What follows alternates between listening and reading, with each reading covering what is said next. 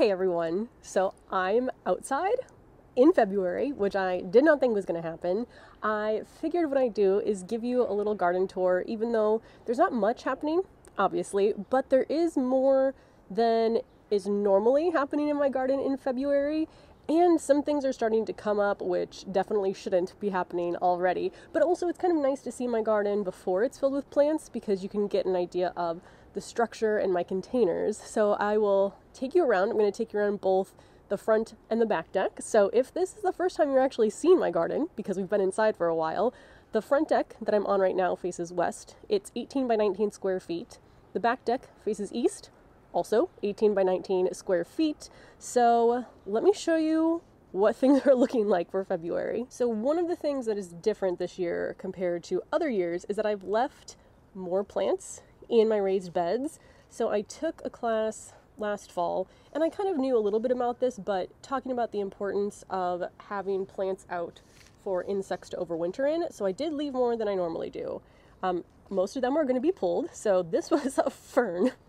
Look how sad that is. You would never know that was a fern. And then I think, oh, were these salvia? Yeah, I was rocking the blue suede shoes salvia. Now I often save a lot of branches to use either in something that I'm making inside, like DIY, or I'll use them for supports for plants in the garden. So I'm probably going to save these, not going to save anything from the fern. And then here in this raised bed, this is the first time I think I've left anything in it. I have planted bulbs in it in the past. I don't have any bulbs out in the front deck. There are some in the back because I've killed them way too many times. So this is kind of my last attempt at bulbs, but we'll get to that on the back deck. But here, there were basically a bunch of echinacea, black-eyed Susans, and I can't remember what else was here. Oh, there were some pansies. Pansies do surprisingly well over winter and often come back for me in the spring, so that's nice. Oh, we have a pigeon friend. I haven't seen a pigeon friend up there in so long. Yeah, they are not like cats. They do not come when you at them. Anyway, so all of this will be pulled, even though a lot of them are perennials. So I think what my plan's going to be, because this is zinnias, I like having annuals in here. I just left these in here once the zinnias kind of died at the end of the season. I think what I'm going to do, maybe, is take them and move them to that bed, which is going to be perennials, native perennials, assuming things go to plan. So I don't exactly know what I'm going to do with all this. It won't all fit in there. I might do some in other pots, but it will all be removed from here for my Queenie Lime zinnias. Coming over here is my lowest raised bed. You can see there are still some pansies with green leaves. I have my sunflower stalks from last year, which these will be cut down. I will grow new sunflowers here again this year, the exact same kind, which is the Sunranch Summer Provence, single stem. But I cut these down and I use them for supports for my sunflowers for next year. Actually, let me show you. Let's go over here because it's easier. So this stock here was from a 2022 sunflower, and then I used it as support for my 2023 sunflowers.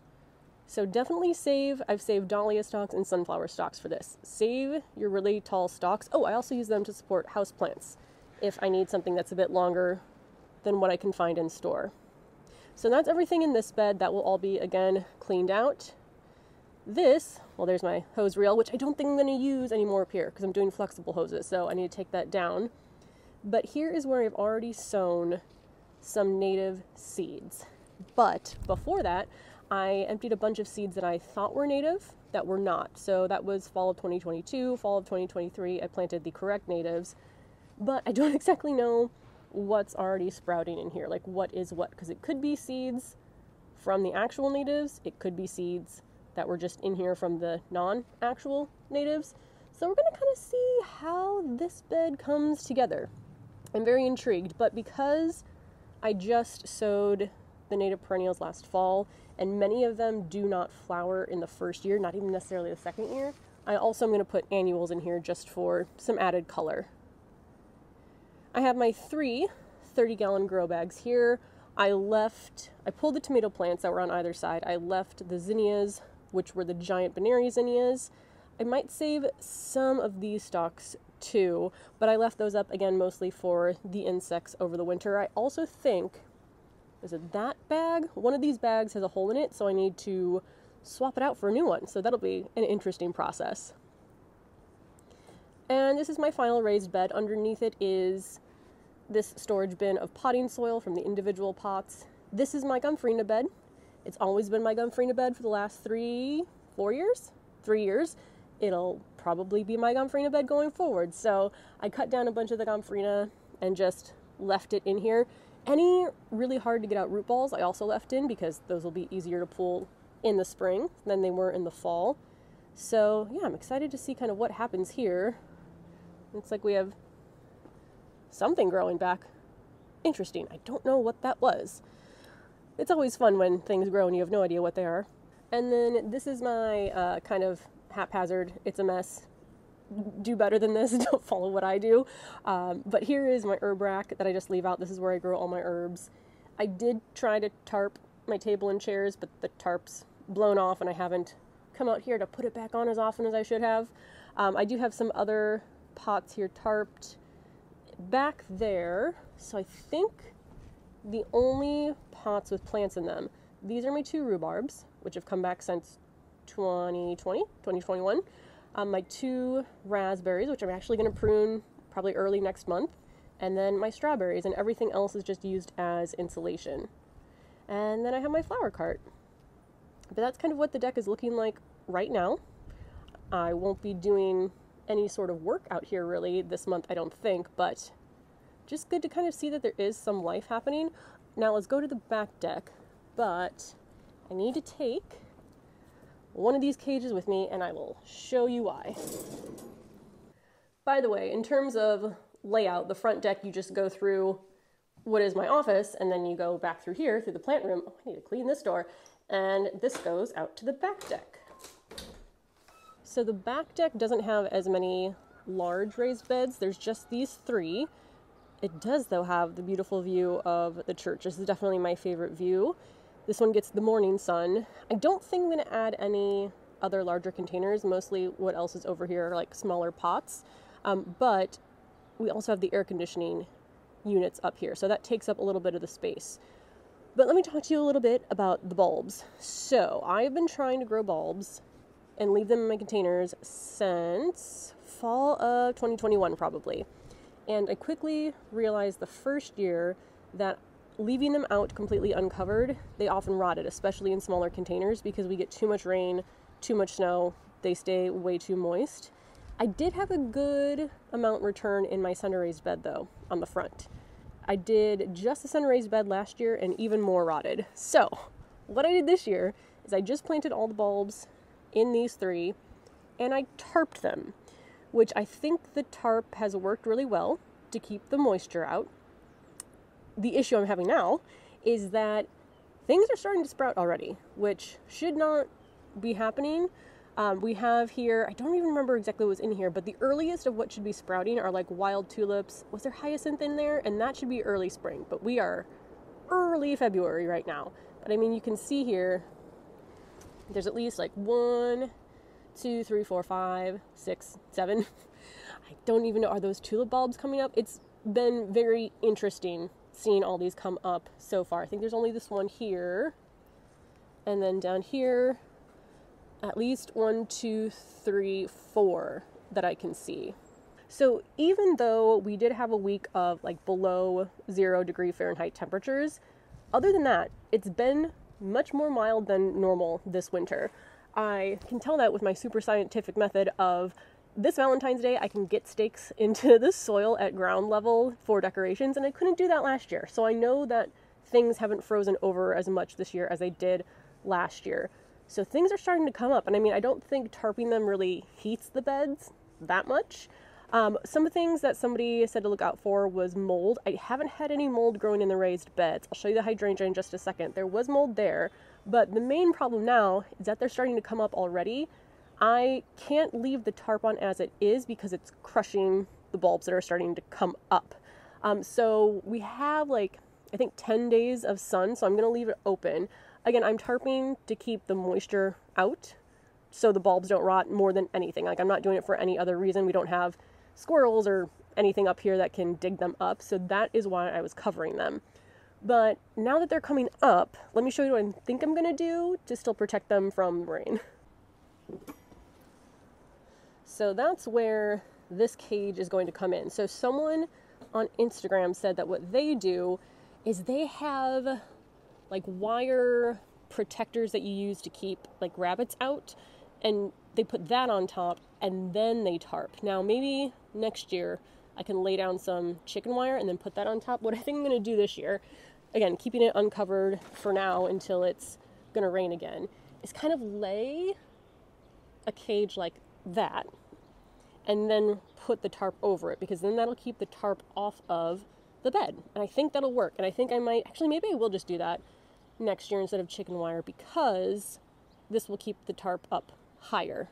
So that's my thought and what I think I'm going to do. But for now, this can stay off. So keep that in mind if you are tarping your bulbs, that you don't want the tarp to lay directly on the soil, because when they come up, they're going to get smushed. But I honestly cannot believe that this is happening in early February. Now, this hydrangea, too heavy for me to carry downstairs, which is why I tarped it. So if you plan to carry any pots down off of your rooftop deck, put them in plastic, not in ceramic. But there was mold on this. There's still a little bit, but it's kind of gone away from what it was. And, I don't know if you can see that, there's some green in there. So that is a good sign as well. So I think in terms of keeping the soil from getting too moist and the bulbs rotting, the tarp has worked well. So I can do this going forward. I just need to adjust how I tarp. As far as what else is on this deck, I may or may not have sown milkweed in here. Probably should have labeled. I feel like I did. I guess we'll find out. This was a container of caladiums.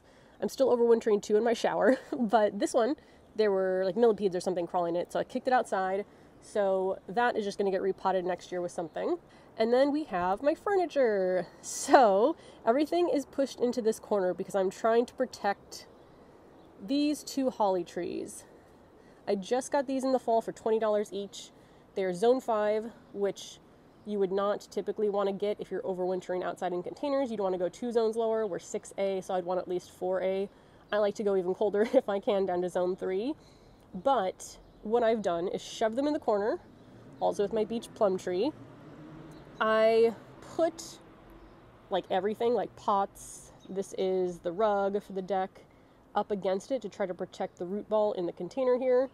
I did spray it with a spray that helps keep moisture on the leaves, because that's one of the reasons that the plants can die, is that too much moisture from the wind or the cold is being removed from the leaves. I'll put a video up of showing what I did with that. And then right before we got the super cold temperatures, I threw this burlap on it, not in a very organized manner, trying to give it a little bit more protection. And I mean, like right now, it looks good. So assuming that the temperatures for the rest of the winter don't go crazy cold, I might have successfully overwintered zone 5 trees. Oh, and I almost forgot. So the pots that I can carry down with bulbs, those I overwintered in the garage because obviously they're not going to get rain or snow on them in there to keep them dry enough.